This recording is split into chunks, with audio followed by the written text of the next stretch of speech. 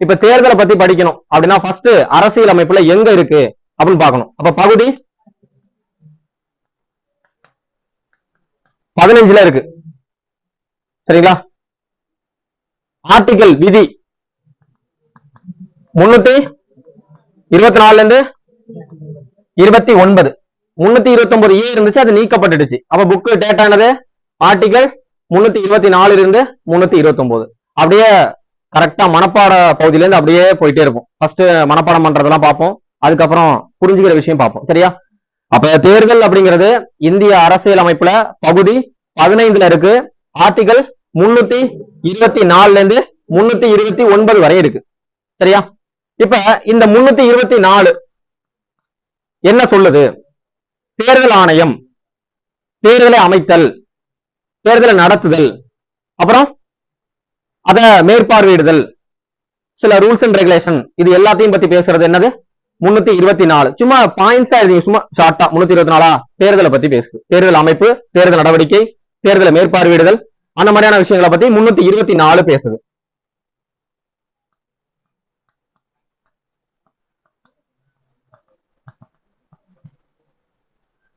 முன்னூத்தி 25 ஜாதி, மதம், இனம், பாலினம், கல்வி. இப்ப நம்ம 9th புக்ல அந்த கல்வின்னு ஒரு வார்த்தை இருக்கும். சரிங்களா? முன்னாடி அந்த இதெல்லாம் இல்ல, இப்ப 9th புக்ல இருக்கு. அப்ப ஜாதி, மதம், இனம், இருப்பிடம் எல்லாம் கொண்டு வந்துடக்கூடாது. அதுல என்ன கொடுத்துருக்கோ அதை மட்டும் தான் பார்க்கணும். அதனால தெளிவா சொல்றேன். ஜாதி, மதம், இனம், பாலினம், கல்வி. இதன் அடிப்படையில வாக்காளர் பட்டியல்ல இருந்து நீங்க வந்து வாக்க தூக்கிடக்கூடாது. நீ இந்த ஜாதி, இந்த மதம், இந்த இனம் நீ படிக்கல அப்படிங்கிறதுனால என்ன பண்ணக்கூடாது? நீ ஓட்டு போட முடியாது. வாக்காளர் பட்டியல் இருப்பாங்களா, உங்க பேர் இருக்குல்ல, 18 வயசு நிரம்பிட்டா வாக்காளர் பட்டியல் இணைஞ்சாரோம்ல, அதுல இருந்து நீக்க கூடாது. அப்ப ஜாதி, மதம் அப்படி எழுதிங்க. ஓகே. 325. சோ நான் வந்து நடத்தும் போது எழுதுனீங்க அப்படின்னா காதுல செட் ஆகாது. சரியா? சொல்லும் போது அப்ப ஷார்ட்டா நோட்ஸ் எடுத்துங்க. அடுத்தது 326. திரும்ப திரும்ப சொல்றேன். 326 என்ன சொல்லுது? 18 வயது. சரிங்களா? அப்ப இந்தியாவுல என்ன இருக்கு, என்ன ரூல்ஸ் இருக்கு? 18 வயது நிரம்பிய இந்திய குடிமகன் என்ன பண்ணலாம்? யாரா இருந்தாலும் வாக்களிக்கலாம், ஓட்டு போடலாம். 18 வயது ஆயிட்டு அப்படின்னா ஓட்டு போடுறதுக்கான தகுதி இருக்கு அப்படின்னு சொல்லக்கூடிய ஆர்டிகல் 326. அடுத்தது 327 நாடாளுமன்றத்துல எலெக்ஷன் நடக்குதுல, நாடாளுமன்றத்துல தேர்தல் சம்பந்தமான நடவடிக்கைகள், அது சம்பந்தமான விஷயங்களை பார்லிமெண்ட் என்ன பண்ணலாம்? சட்டம் இயற்றக்கூடிய அதிகாரம். அப்ப என்ன பண்றீங்க அப்படின்னா, பாராளுமன்றத்துல தேர்தல் நடக்குது அப்படின்னா அதற்கான அதிகாரம் யார்கிட்ட இருக்கு? பார்லிமெண்ட் கிட்ட இருக்கு. ஒரு சட்டம் கொண்டு வரணும் அப்படின்னா பார்லிமெண்ட் கிட்ட இருக்கு அப்படின்னு சொல்லக்கூடியது பாராளுமன்ற அதிகாரம் அப்படின்னு சும்மா ஷார்ட்டா எழுதிங்க. சரிங்களா? அடுத்தது 328 சட்டமன்றம் இருக்கு பாத்தீங்களா? சட்டமன்றத்துல தேர்தல் நடக்குதுல்ல, அப்ப அதுக்கான அதிகாரம் ஒரு சட்டம் இயற்றணும்னா யார்கிட்ட இருக்கும்? சட்டமன்றத்துல இருக்கு. அதாவது நம்ம மாநில சட்டமன்றத்துல இருக்கும் அப்படின்னு சொல்லக்கூடிய அதிகாரம் 328. லாஸ்டா 329 ஏன் சொல்லுது? தேர்தல் சம்பந்தமான விஷயங்கள்ல நீதிமன்றம் தலையிட கூடாது. சரிங்களா? இப்ப இந்த தொகுதி வரையறைலாம் பண்ணுவாங்க, உள்ள போகும்போது பார்க்கலாம். சரிங்களா? அப்ப தொகுதி வரையறை அப்படின்னா மக்கள் தொகை 10 வருஷம் கணக்கு பண்றாங்கல்ல, அதுக்கு ஒரு தொகுதி வரையறை பண்ணுவாங்க. அந்த தொகுதி வரையறை அப்படிங்கிறது இந்திய தேர்தல் ஆணையம் தான் பண்ணும். அதை பார்லிமெண்ட் சப்மிட் பண்ணும். அதுல நீங்க இதை குறைங்க அதை குறைங்கன்னா சொல்லலாம் முடியாது. அதே மாதிரி உயர் நீதிமன்றமோ உச்ச நீதிமன்றமோ தலையிட முடியாது. அப்ப 329 அப்படிங்கிறது நீதித்துறையில இருந்து, நீதித்துறை தலையீடு கிடையாது. இந்த ஆர்டிகல் தான் நமக்கு தேவையான ஆர்டிகல். சோ கண்டிப்பா நமக்கு ஒரு 4 குரூப் 2ல கேட்பாங்க. கிளாஸ் ஆர்டிகல் எழுதி போட்டோடனே கொட்டா வருது. சரி, ஓகே. அப்ப தேர்தல் அப்படிங்கிறது இது மனப்பாட பகுதி, இங்கேயே படிச்சுட்டு போயிடணும். இன்னைக்கு ஒரு நாள் வந்திருக்கீங்க அப்படின்னா பயனுள்ள விஷயமா இருக்கணும். ஓகேவா? அப்ப தேர்தல் அப்படிங்கிறது பகுதி 15ல இருக்கு. சரியா? பகுதி 15ல இருக்கு. ஆர்டிகல் 324, 224 கிடையாது, 324 இருந்து 329 வரையும் இருக்கு. அப்ப ஃபர்ஸ்ட் என்ன பண்றாங்க? தேர்தல் ஆணையம் தேர்தலை நடத்துது, மேற்பார்வையிடுது, கண்ட்ரோல் பண்ணுது. இது சம்பந்தமான ஆர்டிகல் அப்படின்னா 324. 325 அப்படின்னா ஜாதி, மதம், இனம், பாலினம், கல்வியின் அடிப்படையில வாக்காளர்ல இருந்து நீங்க தூக்க கூடாது, நீக்க கூடாது அப்படின்னு சொல்ற ஆர்டிகல் 325. 326 6 யாரு ஞாபகம் வச்சீங்க? யாரு ஓட்டு போடலாம்? இந்திய குடிமகனா இருக்கக்கூடிய ஒரு 18 வயது நிரம்பிய குடிமகன் எல்லாரும் என்ன பண்ணலாம்? ஓட்டு போடலாம், வாக்களிக்கலாம் அப்படின்னு சொல்லக்கூடியது 326 யாரு அப்படின்னு ஞாபகம் வச்சீங்க. ஓகேவா? 327 நாடாளுமன்றம் அல்லது பார்லிமெண்ட்ல தேர்தல் நடக்குது அப்படின்னா அந்த தேர்தல் சம்பந்தமாக சட்டம் இயற்றக்கூடிய அதிகாரம் யார்கிட்ட உள்ளது அப்படின்னா பாராளுமன்றத்துக்கு அந்த அதிகாரம் இருக்கு. அடுத்தது 328 சட்டமன்றத்துல தேர்தல் நடக்குது அப்படின்னா அது சம்பந்தமான சட்டங்களை கொண்டு வரக்கூடிய அதிகாரம் யார்கிட்ட இருக்கு? சட்டமன்றத்துல இருக்கு அப்படின்னு சொல்றது 328. 329 முக்கியமான ஆர்டிகல் என்னன்னா நீதித்துறை அப்படிங்கிறது இதுல தலையிடாது அப்படிங்கிற ஆர்டிகல் இவ்வளவுதான். அப்ப இதுல இருந்து கண்டிப்பா ஒரு கொஸ்டின் வரதுக்கான வாய்ப்புகள் நிறைய இருக்கு. தேர்தல் அப்படிங்கிறது ரொம்ப முக்கியம். சரி, ஓகே, எழுதிட்டீங்களா? நான் யார வேணாலும் எழுதி போட்டு கொஸ்டின்ஸ் கேட்பேன். ஏன்னா இதுக்கு நான் ஸ்பெண்ட் பண்ண டைம் ரொம்ப வேணா 1 மணி நேரம் 1.5 மணி நேரம் கிளாஸா இருக்கலாம். இதுக்கு நான் ரொம்ப டைம் எடுத்து ப்ரிப்பேர் பண்ணிருக்கேன். அதுக்கு வேல்யூ இருக்கணும்ல. அப்ப இங்கே படிச்சு பண்ணணும். 90% எனக்கு எல்லாம் தெரியும். தேர்தல் பாடுறது எதை கேட்டாலும் கொஸ்டின் எனக்கு தெரியும் அப்படிங்கிற மாதிரி அந்த கேட்ட விட்டு போகும்போது தெரியும். சரியா? சரி, ஓகே. அடுத்தது இப்ப பகுதியை பார்த்துட்டோம், எங்க இருக்குன்னு பார்த்துட்டோம், ஆர்டிகல் பார்த்துட்டோம். இதோட அமைப்பு பார்க்கணும். இது எப்படி இருக்கு? 1+2 அப்படின்னு இருக்கு. ஓகேவா? ஒரு இந்திய தேர்தல் ஆணையர், அதாவது தலைமை தேர்தல் ஆணையர்,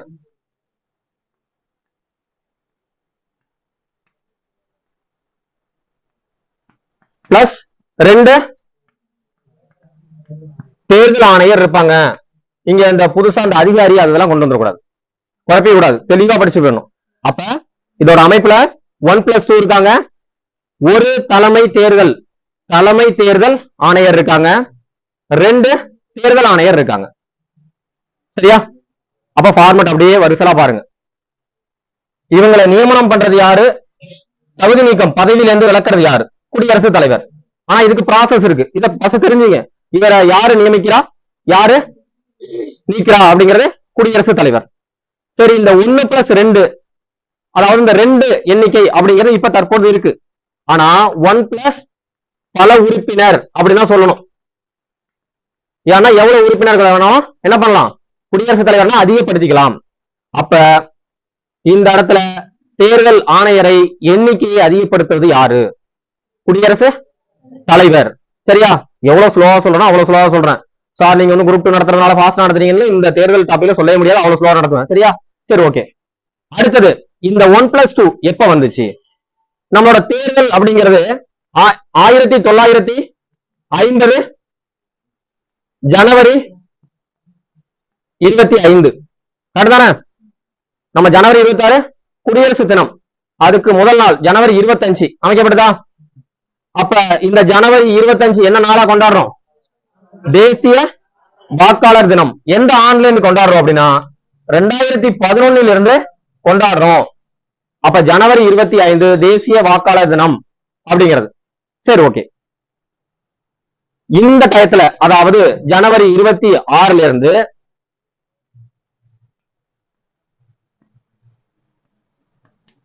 அக்டோபர் 15 1989 வரை ஒரே ஒருத்தர் மட்டும்தான் இருந்தார். இந்திய தலைமை தேர்தல் ஆணையர் மட்டும்தான் இருந்தார். புரியுதா? ஒரே ஒரு பர்சன் தான் இருந்தாங்க. 1950 ஜனவரி 26 இருந்து அக்டோபர் மாதம் 15ஆம் தேதி 1989 வரையும் என்ன இருந்தாங்க? ஒரே ஒருத்தர் தான் இருந்தாங்க. இந்த காலகட்டம் இந்த 89 அப்படின்னா யாரை கொண்டு வருவீங்க? 88 87 பிரதமரை யாரை கொண்டு வருவீங்க? ராஜீவ் காந்தி. இளமையான பிரதமர் தானே, ஞாபகம் வச்சீங்க. இளமையான பிரதமர். அதனால இளைஞர்கள் எல்லாம் அதிகமாக என்ன பண்றாங்க? ஓட்டு போட வைக்கிறாரு. என்ன பண்றாரு? 21 வயதிலிருந்து 18 வயதா என்ன பண்றாங்க? ஓட்டு போடுறதுக்கான தகுதியை குறைச்சிடறாங்க. அந்த வயசை கம்மி பண்றாங்க. ஒரு இந்திய குடிமகன் 18 வயது நிரம்பியிருந்தா ஓட்டு போடலாம்னு சொல்றாங்க. அப்ப அதோட சட்டம் எப்ப? 1988 61வது சட்ட திருத்தம் வந்துருச்சு. சரியா? இதுக்கு முன்னாடி 21 வயசா இருந்துச்சு. 18 வயசா ஆகணும்னு அதிகமான இந்திய குடிமகன்கள் ஓட்டு போடுறது வர்றாங்க. ஒர்க்லோடு அதிகமாகுது. அப்ப அந்த ஒருத்தர் மட்டும் பண்ண முடியுமா? அதனால என்ன பண்றாரு? குடியரசுத் தலைவர் 2 பேரை நியமனம் செய்யறாரு. ஓகேவா? இதுதான் கான்செப்ட். அப்ப நியமனம் பண்ணோன்னு கேஸ் போட்டாங்க. ஆரம்பத்துல இருந்து ஒருத்தர் தான் இருந்தாங்க, இப்ப என்ன 2 பேரு அப்படிங்கிற மாதிரி கேஸ் போட்டாங்க. சேஷன் கரெக்டா 10வது தேர்தல் அதிகாரி, தலைமை தேர்தல் அதிகாரியா இருந்தவர் சேஷன், அவர் தான் கேஸ் போடுவார். ஓகேவா? அப்ப என்ன ஆகுது அப்படின்னா, டேட்டா கரெக்டா பாத்துங்க. அக்டோபர் 16 இருந்து 1989 டிசம்பர் மாதம் 31 இது வரையும் தான் எப்படி இருந்துச்சு, 2 இருந்துச்சு. ஓகேவா?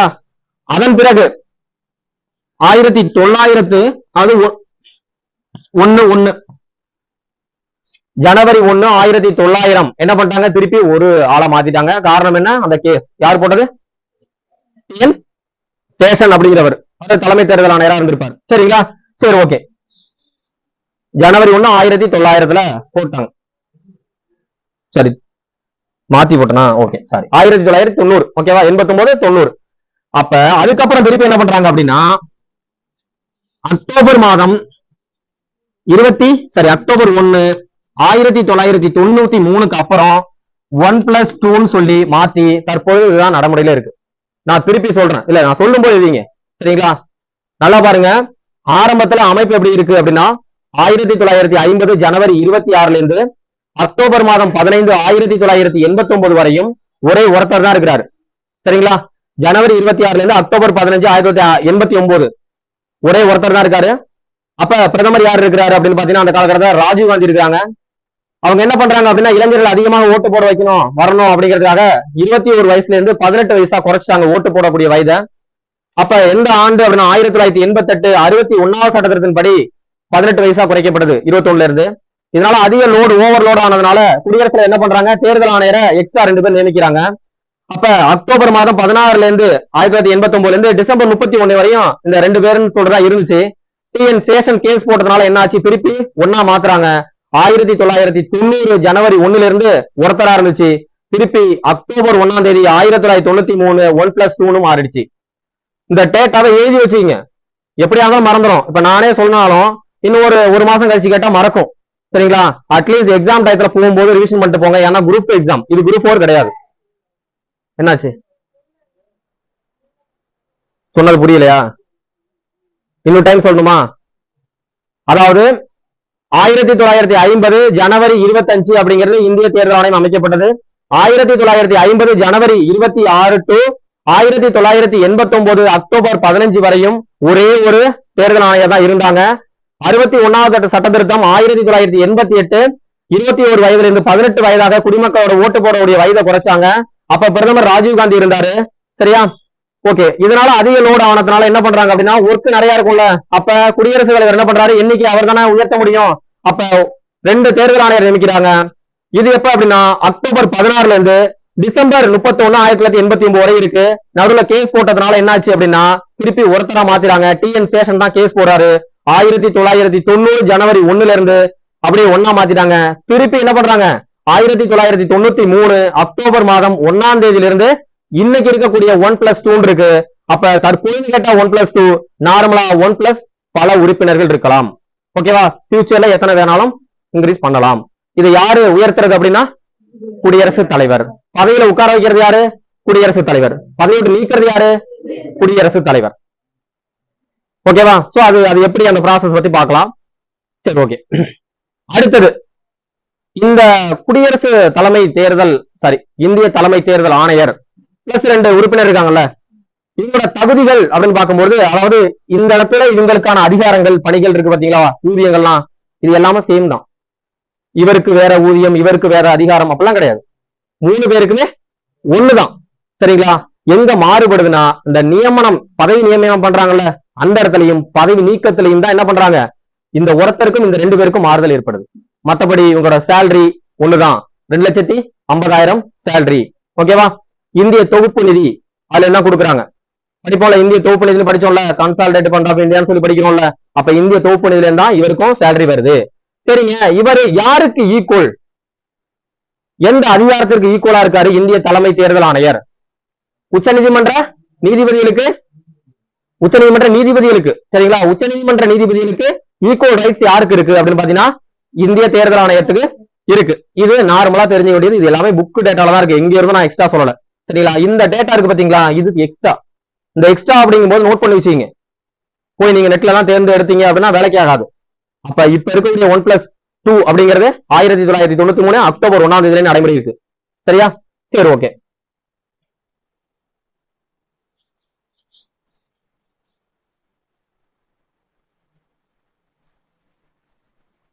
அப்ப முதல் தேர்தல் ஆணையர் யாரு? அந்த ஒருத்தர் இருந்தாங்கல்ல, அப்ப முதல் யாரு? சுகுமார் சென்னா. அது நோட் பண்ணி வச்சுங்க. முதல் இந்திய தேர்தல் ஆணையர் வந்து சுகுமார் சென். ஓகேவா? சரி, ஓகே. இப்ப பகுதியை படிச்சுட்டோம், ஆர்டிகல் பார்த்திருக்கோம், அதோட அமைப்பை பார்த்திருக்கோம். இந்த அமைப்புல 1+2 அப்படின்னு பார்த்தோம். ஓகேவா? இந்திய தலைமை தேர்தல் ஆணையர் பிளஸ் 2 ஆணையர்கள், இவங்களை எப்படி நியமனம் பண்றாங்க? குடியரசுத் தலைவர் நியமனம் பண்றாரு. ஓகேவா? இந்த குடியரசுத் தலைவர் யாரோட பரிந்துரை அப்படின்னு இருக்குல்ல, இப்ப சமீபத்துல 2023 மாத்திருக்காங்க, அப்டேட் மாத்திருக்காங்க. அதை நோட் பண்ணி வச்சுங்க. அந்த குழுல யார் இருப்பாங்க இந்த தலைமை தேர்ந்தெடுக்கிறதுல அப்படின்னா, பிரதமர் இருப்பாரு,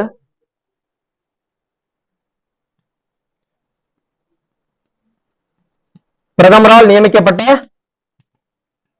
மத்திய அமைச்சர் இருப்பாங்க, ஒருத்தர் இருப்பாரு, பிளஸ் எதிர்கட்சி தலைவர் இருப்பாரு. ஓகேவா? இதுக்கு முன்னாடி இந்த இடத்துல உச்ச நீதிமன்ற தலைமை நீதிபதி இருந்தார். சரியா? இப்ப எடுத்துட்டாங்க. அப்ப இந்திய தலைமை தேர்தல் ஆணையரை நியமிக்கிறது யாரு அப்படின்னா குடியரசு தலைவர். இவர் யாரோட பரிந்துரை அப்படின்னு கேட்டீங்கன்னா அந்த 3 பேர் கொண்ட குழுவோட பரிந்துரையின் அடிப்படையில தேர்ந்தெடுக்கிறாங்க. கிளாஸ்ல சொல்லும் போது ஏதாவது மிஸ்டேக் இருந்தா கூட 1-2 இருக்கும், 100% கரெக்டா சொல்ல முடியாது. சரிங்களா? ஏன்னா ஒவ்வொரு டேட்டா மாறுது. அப்ப ஏதாவது இருந்தா நாங்க அடுத்தடுத்த கிளாஸ்ல அப்டேட் பண்ணுவோம். சரியா? 100% இல்லைனாலும் ஏதாவது 1-2 மிஸ்டேக் வரும், இல்ல கண்டினியூஸ் நடத்தும் போது ஏதாவது வாய்க்குள்ள மிஸ்டேக் கூட சொல்லலாம். சரிங்களா? அதை பெருசுபடுத்தாம நம்ம கான்செப்ட் புரிஞ்சுக்கணும். அப்ப இவரை செலக்ட் பண்றாங்களா? இது என்ன பிரச்சனைனா, என்ன தகுதியில செலக்ட் பண்றாங்க? இதுதான் அரசியல் அமைப்பு ஒரு குறையா பார்க்கப்படுது. இந்திய தேர்தல் ஆணையரை செலக்ட் பண்றாங்கல்ல, அவங்க என்ன படிச்சிருக்கணும், என்னவா இருக்கணும், அந்த தகுதியை கொடுத்துல அரசியல் அமைப்புல, அது ஒரு குறையா பார்க்கிறாங்க. மேக்சிமம் யாரை தேர்ந்தெடுக்கிறாங்க? IAS அதிகாரியை. சரிங்களா? இது ஃபியூச்சர்ல கேஸ் கூட வரலாம். சரிங்களா? ஏன்னா இப்ப பிரதமருக்கு ரொம்ப க்ளோஸா இருக்கிறவங்க அவங்கள கூட போடலாம்ல. கரெக்ட் தானே? அப்ப ஒரு அரசியல் அமைப்புல என்ன ஆகல, நம்ம கொடுக்கல, அது ஒரு குறையா பார்க்கிறாங்க. சரியா? அப்ப அரசியல் ஒரு குறை அப்படின்னா இவர் இப்ப IAS தான் ஒருத்தர் இருப்பாரு. சரி, ஓகே. இந்த 2 ஆணையர்களை யாரு பண்றாங்க அப்படின்னா இந்த தலைமை தேர்தல் ஆணையர் இருக்காங்கல்ல, இவங்களோட கட்டாயமான ஆலோசனையின் பரிந்துரை அடிப்படையில இந்த 2 பேரை தேர்ந்தெடுக்கிறாங்க. முடிஞ்சிச்சு பதவியில வைக்கிறது. ஓகேவா? இப்ப பதவியில இருந்து நீக்கணும். இவரை நீக்கிறது அப்படிங்கிறது எப்படி அப்படின்னு பாத்தீங்கன்னா, இந்த தலைமை தேர்தல் ஆணையர் இருக்காரா, இவர்கிட்ட பர்மிஷன் வாங்கிட்டு இவரை தூக்கிடலாம். அப்ப ஈஸி இந்த இடத்துல. ஆனா இவருக்கு தான் கஷ்டம். இவரை எப்படி நீக்கணும்? உச்ச நீதிமன்ற நீதிபதியை, உயர் நீதிமன்ற நீதிபதியை, CAG எப்படி நீக்குறாங்களோ அந்த முறையை ஃபாலோ பண்ணணும். நம்ம தான் அதெல்லாம் படிக்கவே இல்லை இன்னும், அது என்ன முறைன்னு தெரியாதே அப்படின்னு நிறைய பேர் தோணலாம். சரிங்களா? ஏன்னா புதுசா இருக்கிறவங்களுக்கு, புதுசா சுத்தமா தெரியாது, பழசுல இருக்கிறவங்களுக்கும் டிவிஷன் மாநில உச்ச நீதிமன்றத்தை எப்படி நியமிக்கிறாங்க, சரி எப்படி வந்து பதவி நீக்கம் பண்றாங்க அப்படின்லாம் தெரியாது. அப்ப உச்ச நீதிமன்ற நீதிபதியை அப்படிங்கிறது சட்டம், அதாவது நீதி சட்டம் அப்படின்னு ஒண்ணு இருக்கு. சரிங்களா? 68, 69 வந்திருக்கும். 2 முறை வந்து சொல்றாங்க உச்ச நீதிமன்ற நீதிபதிகளை பதவி நீக்கம் செய்யறதுக்கு. 2 முறை. ஒண்ணு, தகுதி இல்ல, அவங்களுக்கு அந்த போஸ்டிங்க்கு தகுதி இல்லாம போறதுனால டிஸ்குவாலிபிகேஷன். சரிங்களா? தகுதியின்மை காரணமாக என்ன பண்ணலாம், தூக்கிடலாம். ஃபர்ஸ்ட் ஒரு பாயிண்ட்ஸ். ரெண்டாவது என்ன, தகுதி இல்ல, அதாவது கெப்பாசிட்டி இல்ல, இன்கெப்பாசிட்டி இல்ல. சரிங்களா? கெப்பாசிட்டி இல்ல. இன்னொன்னு நடத்தை, அத சொல்லலாமா? அப்ப இந்த 2 காரணங்களுக்காக தான் என்ன பண்றாங்க, தூக்குறாங்க. இதுதான் யாருக்கு பயன்படுத்துறாங்க, இந்திய தலைமை தேர்தல் ஆணையருக்கு பயன்படுத்துறாங்க. அதிகாரிங்கிற வார்த்தை வரக்கூடாது. இப்ப இந்திய தலைமை தேர்தல் ஆணையரை பதவி நீக்கம் செய்யறது எதன் அடிப்படையில் அப்படின்னா உச்ச நீதிமன்ற, உயர் நீதிமன்ற, CAG எப்படி நீக்கிறாங்களோ அதன் அடிப்படையில 2 முறையில நீக்குவாங்க. ஒண்ணு அவர்கிட்ட தகுதி இல்லைன்னு, இன்னொன்னு அவரோட நடத்தை சரியில்லை அப்படி சொல்லி 2 டைம்ல தூக்கலாம். சரி, இதை எப்படி கொண்டு வரலாம்? இப்ப நாடாளுமன்றத்துல 2 அவை இருக்கு, நல்லா நோட் பண்ணி வச்சுங்க. ராஜ்யசபை, லோக்சபை. அதாவது ஹிந்தியில சொல்லுவாங்க ராஜ்யசபை, லோக்சபான்னு, தமிழ்ல மக்களவை, மாநிலங்களவை. இப்ப நான் மக்களவை உறுப்பினரா இருக்கேன், எனக்கு இந்திய தேர்தல் ஆணையரை பிடிக்கல, உடனே நான் வந்து தூக்கலாமா? நான் உறுப்பினரா இருக்கேன், பார்லிமெண்ட்ல மெம்பரா இருக்கேன்னு சொன்னா உடனே தூக்கிடுவாங்களா? பண்ண முடியாது.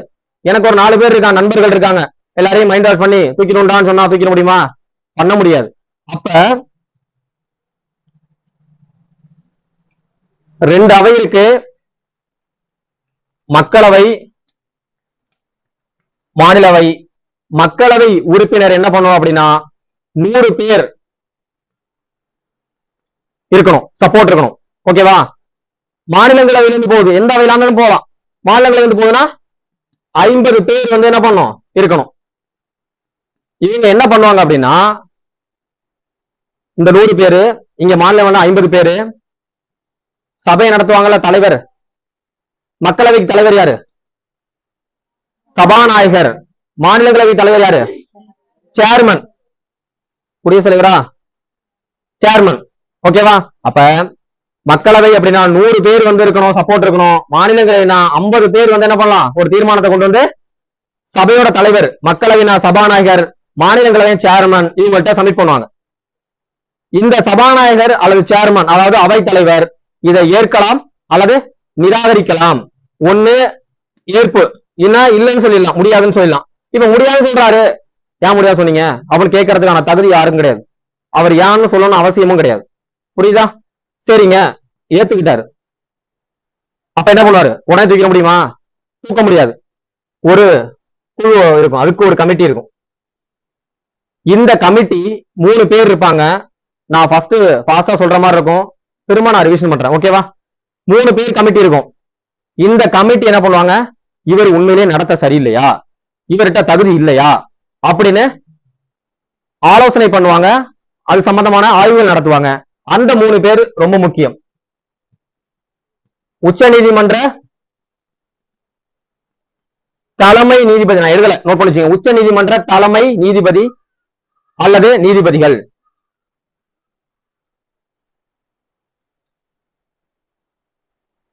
உச்ச நீதிமன்ற தலைமை நீதிபதி அல்லது நீதிபதிகள் ஒருத்தங்க. உயர் நீதிமன்ற தலைமை நீதிபதி,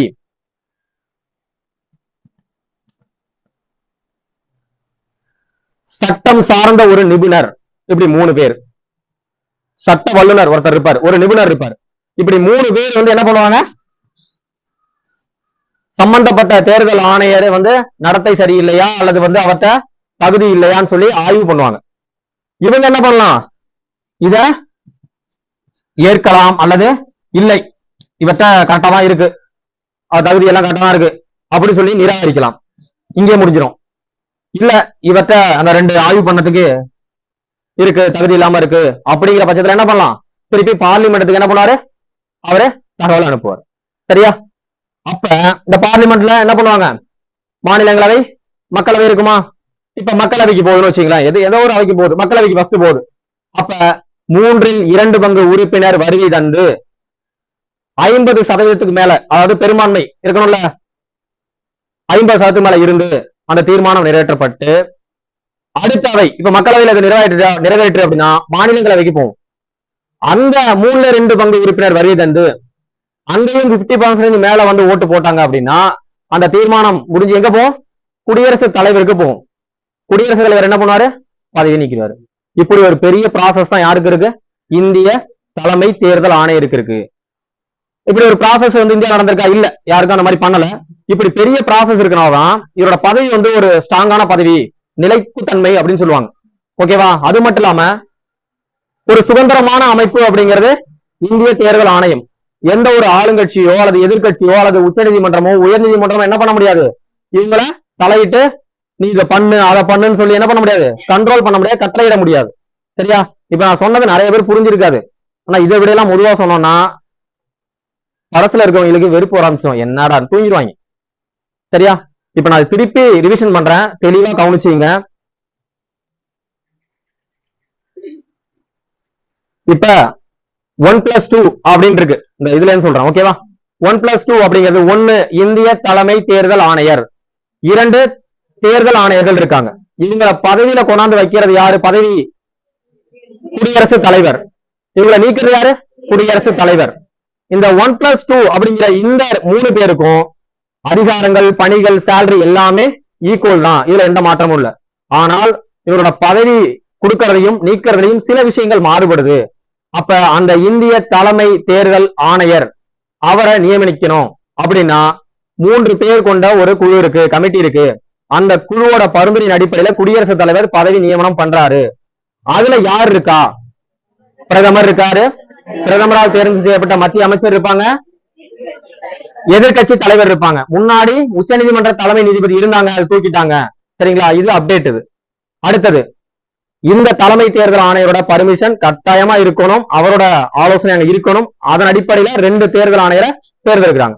ஓகேவா? பதவி நீக்கம் பண்ணணும், குடியரசுத் தலைவர் தான் பதவி நீக்கம் செய்ய போறாரு.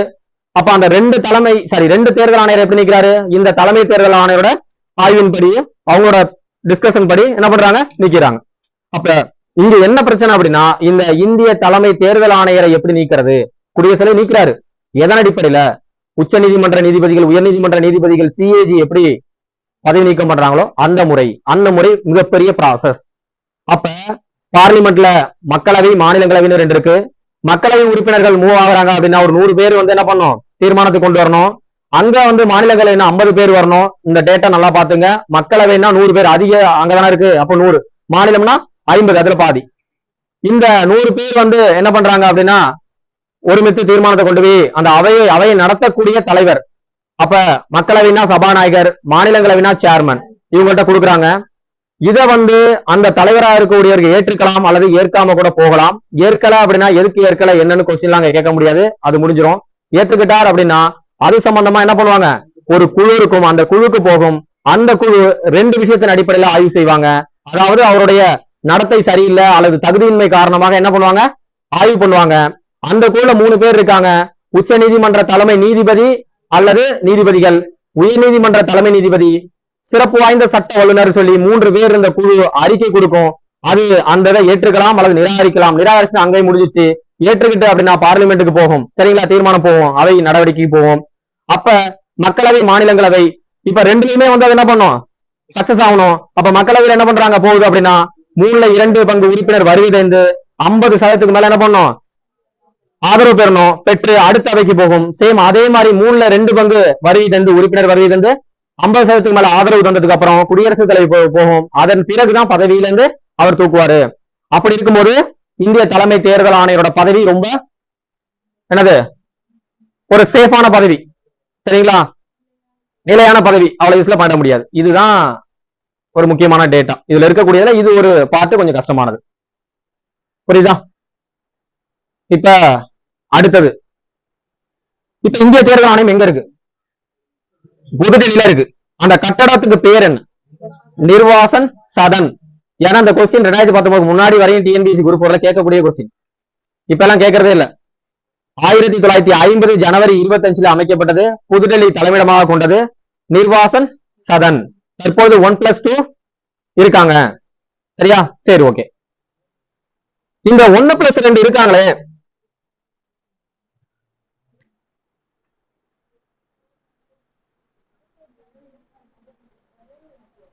டவுட்டா இல்ல? சரி, ஓகே. இவங்க யார தேர்தலை செலக்ட் பண்றாங்க? தேர்தல் யாருக்கு தேர்தல் நடத்துறாங்க? இந்த கொஸ்டின் முக்கியம் தானே?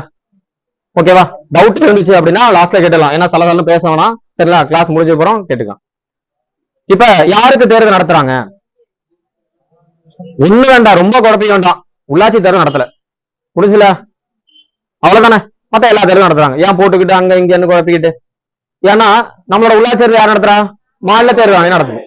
அது எப்ப வந்துச்சு? 72 ஆக்ட் 1992 அந்த சட்ட திருத்தம் போல வந்தது. அதுக்கு முன்னாடி என்ன நடந்துச்சு அப்படின்னா இந்திய தேர்தல் ஆணையம் தான். அப்ப இந்திய தேர்தல் ஆணையம் என்ன பண்றாங்க? பார்லிமெண்ட்ல இருக்கு. என்னது? ராஜ்யசபை, லோக்சபை இருக்கு. அப்புறம் சட்டமன்றம் இருக்கு. நம்ம மாநிலத்துல சட்டமன்றத்துல மேலவை இருக்கலாம், கீழவை இருக்கலாம். நமக்கு தான் மேலவை 1986 காலி ஆயிடுச்சா? சரி, ஓகே. அப்ப விதான் பரிஷத்னா என்ன? மேலவை. அப்ப கீழவைக்கு விதான் சபா. சரி, ஓகே. நமக்கு சட்டப்பேரவைன்னு சொல்றாங்க, ஏன்னா ஒரே அவை இருக்கு. அப்ப அதுக்கான தேர்தல் நடத்துறது யாரு? இந்திய தேர்தல் ஆணையம். இது தெளிவா இருக்கு. இந்திய தேர்தல் ஆணையம் தான் நடத்துது. இந்த உள்ளாட்சி சம்பந்தமான விஷயங்கள் எல்லாமே மாநில தேர்தல் ஆணையம் நடத்துது. அதை பத்தி நம்ம இப்ப பார்க்கவே போறதில்லை. எல்லாத்தையும் போட்டு குழப்பணும்னா இருக்கிறதும் போயிடும். சரியா? இப்ப யாருக்கு நடத்துது அப்படிங்கறது தெளிவா தெரிஞ்சுக்கிட்டீங்க. சரி, ஓகே. இவங்களோட அதிகாரம் என்ன? வாக்காளர் ஃபர்ஸ்ட் வாக்காளர் பட்டியல் ரெடி பண்ணுவாங்களா? தொகுதிகளை வரையறை செய்வாங்க. வாக்காளர் பட்டியல் வாக்காளர் வந்து ஒவ்வொரு வருஷம் ஜனவரி 1ஆம் தேதி, இதெல்லாம் டேட்டா ஞாபகம் வச்சுங்க, ஜனவரி 1ஆம் தேதி என்ன பண்ணுவாங்க, ரெடி பண்ணுவாங்க. ஏன்னா ஒவ்வொரு வருஷம் என்ன பண்ணுவாங்க, 18 வயசு ஆயிட்டு அடுத்தடுத்து டக்கு டக்குன்னு வந்துட்டே இருக்கணும். இது ஒரு மிகப்பெரிய ஜனநாயக நாடு. எனக்கு ஒருத்தன் ஓட்டு இல்லைன்னு சொல்லி கம்ப்ளைண்ட் ஆயிடக்கூடாது. ஓகேவா? இப்படி ஒரு ஜனநாயக நாட்டுல, மிகப்பெரிய ஜனநாயகத்துல ஒரு மிகப்பெரிய தேர்தல் நடக்குது அப்படின்னா எந்த ஒரு குடிமகனுக்கும் 18 வயசு நிரம்பிட்டு எனக்கு ஓட்டு கொடுக்கல அப்படின்னு ஒரு கம்ப்ளைண்ட் வரக்கூடாதுல்ல. அப்ப என்ன பண்றாங்க, ஒவ்வொரு வருஷம் என்ன பண்றாங்க, கரெக்டா அப்டேட் பண்ணிட்டே இருக்காங்க. தொகுதி வரையறை 10 வருஷத்துக்கு ஒரு டைம் என்ன பண்ணுவாங்க, தொகுதி வரையறை மக்கள் தொகை கணக்கின்படி பண்ணுவாங்க. இப்ப 2001 கணக்கெடுப்பின்படி தான் வந்து குடியரசுத் தலைவர் துணைத் தலைவர் எல்லாம் இருக்கும். சரிங்களா? சரி, ஓகே. தொகுதி வரையறை பண்றாங்க, வாக்காளர் பட்டியல் பண்றாங்க. அதுக்கு அடுத்து என்ன பண்றாங்க, கட்சி தேசிய கட்சியா மாநில கட்சியான அங்கீகரிக்கக்கூடிய அதிகாரம் யார்ட்ட இருக்கு, இந்திய தேர்தல் ஆணையத்திட்ட இருக்கு. சரியா? கட்சிக்கு சின்னம் ஒதுக்கணும், அது யார்ட்ட இருக்கு, இந்திய தேர்தல் ஆணையத்துல இருக்கு. கட்சியில வந்து பிளவு ஏற்படுது, இப்ப சமீபத்துல ஏடிஎம்கே கட்சி பிளவு ஏற்பட்டுதா, அப்ப ரெட்டலை யாருக்கு சொந்தம் அப்படிங்கிற மாதிரி பிரச்சனை வந்துதா, இது உச்சபட்ச அதிகாரம் யார்ட்ட தான் இருக்கு, இதை முடிவு பண்றதுக்கு இந்திய தேர்தல் ஆணையத்துல தான் இருக்கு. ஓகேவா? சரி, ஓகே. தேர்தல் நடத்துறாங்க, ஒரு நாடாளுமன்ற தேர்தல் நடத்தணும். சரிங்களா? அது சம்பந்தமா யார்ட்ட டிஸ்கஸ் பண்ணுவாங்க, குடியரசுத் தலைவர் அது சம்பந்தமா பேசுவாங்க. ஒரு சட்டமன்றம் நடக்குது, சட்டமன்ற தேர்தல் நடக்கணும், அது சம்பந்தமா ஆளுநர்கிட்ட பேசுவார் யாரு, இந்திய தேர்தல் ஆணையங்க பேசும். அடுத்தது வேற என்ன இருக்கு தேர்தல் நடத்துற பணிகள் அப்படின்னு பாத்தீங்கன்னா, வேற என்ன பணிகள் இருக்கு, பார்லிமெண்ட்ல இருக்கக்கூடிய உறுப்பினர் சம்பந்தமான தகுதி ஏற்பு இருக்கு பாத்தீங்களா, அதை பத்தி குடியரசுத் தலைவர் அல்லது பார்லிமெண்ட்லயோ ஆலோசனை பண்ணக்கூடியது யார்ட்ட இருக்கு, இந்திய தேர்தல் ஆணையத்தில் இருக்கு. அதே மாதிரி சட்டமன்றத்துல உறுப்பினர் இருப்பாங்கல்ல, இது கட்சி தாவல் சட்டத்திட்டம் பதவி நீக்கம் கிடையாது. உறுப்பினரோட பதவி இழப்பு சம்பந்தமான விஷயங்கள் இருக்கு பாத்தீங்களா, அது சம்பந்தமா என்ன பண்ணுவாங்க, ஒரு தேர்தல் தவறா நடந்திருக்கு, இல்ல ஏதோ ஒரு பிரச்சனை நடந்திருக்கு, அது சம்பந்தமா இருக்கு பாத்தீங்களா, அப்ப சட்டமன்றத்தில் நடந்திருக்கு அப்படின்னா அது சம்பந்தமான உறுப்பினர் தகுதி இழப்பு பத்தி யாரு பேசுவா, இந்திய தேர்தல் ஆணையம் இங்க ஆளுநர்கிட்ட பேசுவாங்க, சம்பந்தப்பட்ட சட்டமன்றத்துல கலந்து ஆலோசனை பண்ணுவாங்க. இது அதிகாரம் இருக்கு. தேர்தலை வந்து டேட் சொல்றது வைக்கிறது எல்லாமே இவங்களுக்கு தானே இருக்கு. இப்ப ரொம்ப முக்கியமானது, இவரு தலைமை, இவங்க 2 ஆணையர் இருக்காங்க. இவர் எக்ஸாம்பிள் ஜனவரி 1ஆம் தேதி வைக்கலாம்னு சொல்லிட்டாரு, இவர் பிப்ரவரி 1ஆம் தேதி தான் வைக்கணும்னு சொல்றாங்க. யார் சொன்னது எடுபடும், அப்படியா? இதான் முக்கியம். இப்ப 1+2 இருக்காங்களா, இவங்க 2 பேரும் பிப்ரவரி அப்படி சொல்லிட்டாங்க, இவர் ஜனவரி தான் சொல்றாரு அப்படின்னா பெரும்பான்மை இந்த 3 பேர்ல யாரு 2 பேருக்கு சப்போர்ட் பண்றாங்க அப்படிதான் பார்க்கணும். இந்த ஒருத்தர் இவர் கூட சப்போர்ட் பண்ணலாம், அப்ப இவங்க தான் ஜெயிச்சாங்க. அப்ப பெரும்பான்மை தான் இங்க பேசுது. சரிங்களா? அப்ப இந்திய தலைமை தேர்தல் ஆணையரா இருக்கிறதுனால அவர் பேச முடியுதான் அப்படின்னு கிடையாது. அப்ப ஃபர்ஸ்ட் சொல்லிட்டோம்ல, 3 பேருக்கும் ஒரே அதிகாரங்கள், ஒரே பணிகள் மாதிரிதான் இருக்கும், சம்பளம் சேலரி எல்லாமே ஒண்ணுதான், இந்திய தொகுப்பு நிதி தான் போகுது, 2,50,000 எல்லாம் சொல்லிட்டோம்ல. சோ இந்த இடத்த நோட் பண்ணி வச்சீங்க. எல்லாம் நம்ம என்ன அடிப்போம் அப்படின்னா தலைமை தேர்தல் ஆணையரை அடிச்சிருவோம். அப்ப பெரும்பான்மையின் அடிப்படையில் தான் முடிவு செய்யப்படுது அப்படின்னு தெரிஞ்சு வச்சுக்கணும். ஓகேவா? அடுத்தது வேற எங்க போவோம், ஆர்டிகல் பார்த்தாச்சு, அப்புறம் இதோட அமைப்பை பார்த்தாச்சு. 6 வருஷம் 65 பதவி காலம், இது அரசியலமைப்புல இல்ல, இது ஆக்ட் மூலமா கொண்டு வந்துச்சு. இதுவும் அரசியலமைப்புல ஒரு குறைபாடா பாக்குறாங்க. ஒரு ஜனநாயக நாட்டுல இவ்வளவு பெரிய தேர்தல் நடத்துறாங்க, அவங்களுக்கான தகுதிகள் இல்ல, என்ன தகுதின்னு வரையறை செய்யல, ஏஜ பத்தியும் கொடுக்கல.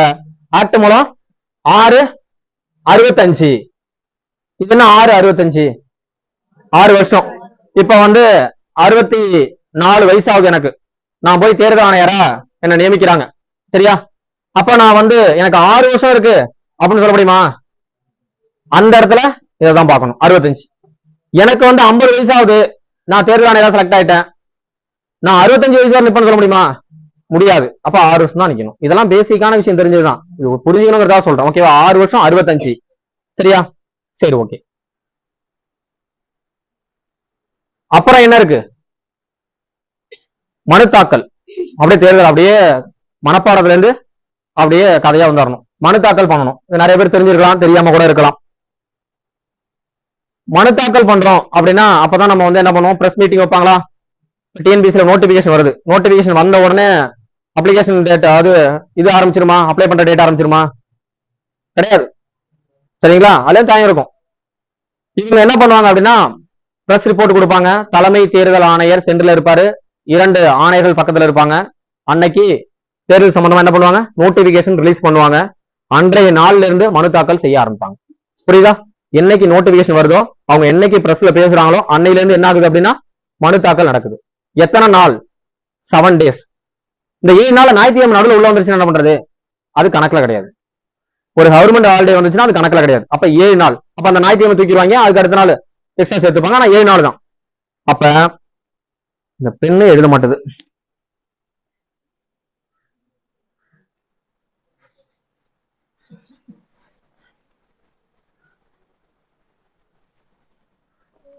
இங்க நிறைய பேர் அரசியல்வாதிகளா இருக்காங்க.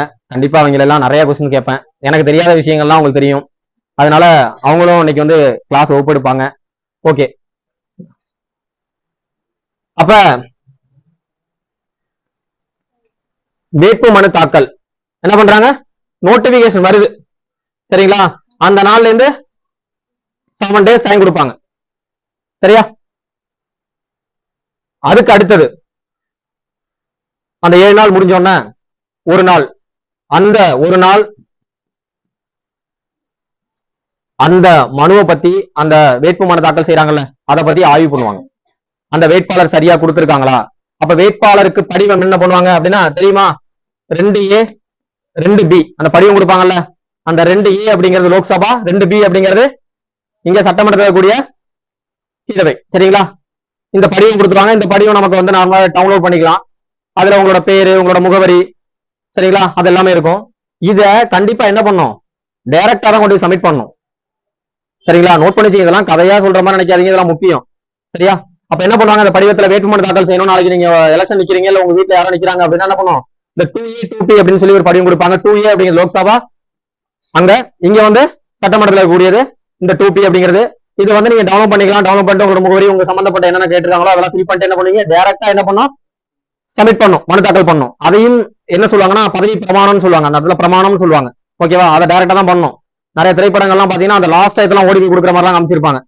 சரி சார், சம்பந்தப்பட்டவங்க முக்கியமானவங்க திடீர்னு ஏதோ ஒரு வெளியூர்ல இருக்காங்க, வெளிநாட்டுல இருக்காங்க, வெளியூர் கிடையாது வெளிநாட்டுல இருக்காங்க அப்படின்னா தூதரகம் இருக்குல்ல, அதன் வாயிலாக சப்மிட் பண்ணும். ஒரு ஹாஸ்பிட்டல் இருக்காங்க, அதுல உயர்ந்த அதிகாரிகள் மூலமா சப்மிட் பண்ணும். இந்த மாதிரியான சில விஷயங்கள்லாம் தலைவர் இருக்கு. சரிங்களா, சரி ஓகே, இதுல சப்மிட் பண்றாங்க. இந்த மனுவை என்ன பண்றாங்க, ஆய்வு பண்றாங்க. இப்போ 100 பேர் வந்து போயிட்டு வேட்புமனு தாக்கல் பண்றோம். அதுல ஆய்வு பண்ணி ஒரு 20 பேரை தூக்கிடுவாங்க. அது தப்பா கொடுத்துருக்க இந்த மாதிரியான விஷயங்கள். சரிங்களா, சொத்து வேற கொடுக்கணும், கொலை செஞ்சுட்டு கொடுத்துருக்கணும், அது மாதிரி ஏதாவது கேஸ் இருக்கா, எல்லாமே சப்மிட் பண்ணும். சரியா, அப்ப ஒரு 100 பேர்ல ஒரு 80 பேர் இங்க வருது.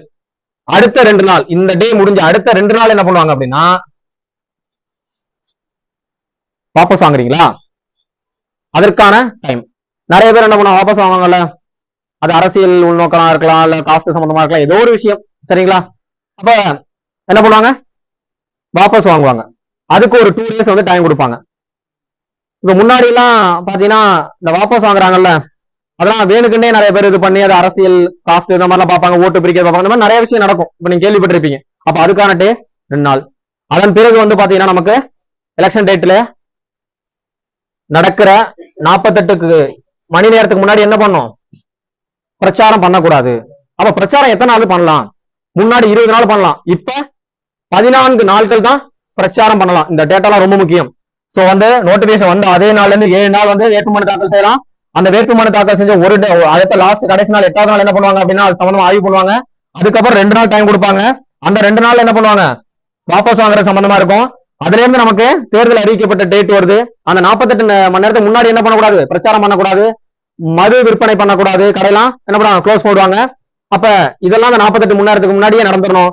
சோ வேட்பு பிரச்சார தாக்குதல் அப்படிங்கிறது வந்து பாத்தீங்கன்னா 14 நாள் முன்னாடி, 20 நாளா இருந்துச்சு, இப்ப 14 நாள் தான். சரிங்களா, இதுல நிறைய இருக்கு.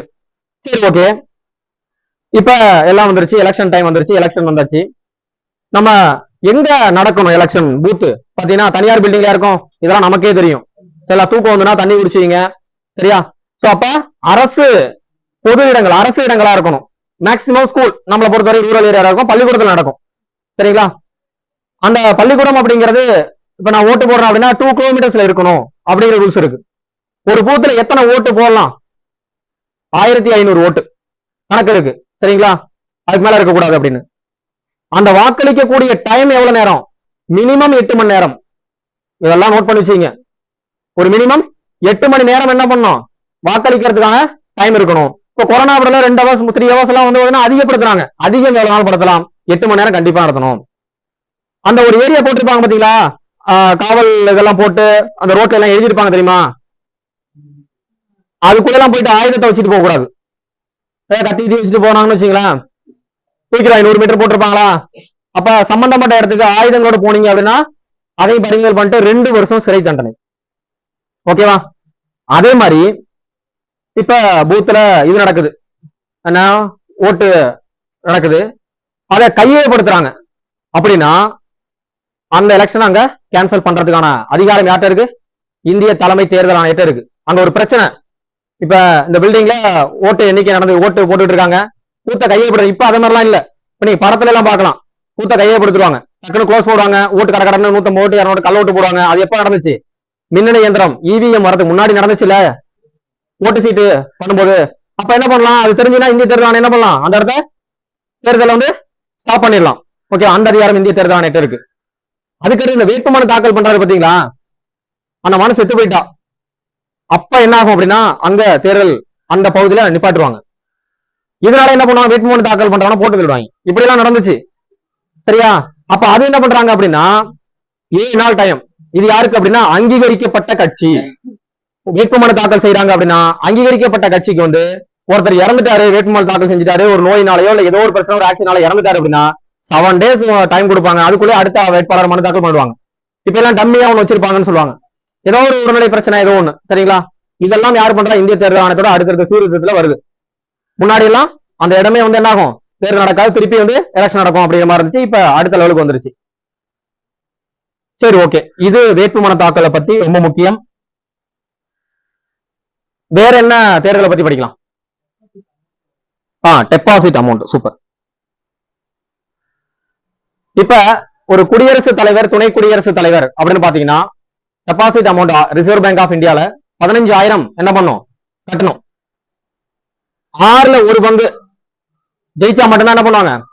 திருப்பி ரிட்டர்ன் பண்ணுவாங்க. இல்லாட்டியும் டெபாசிட் காலி, புரிஞ்சு போச்சு. சரியா?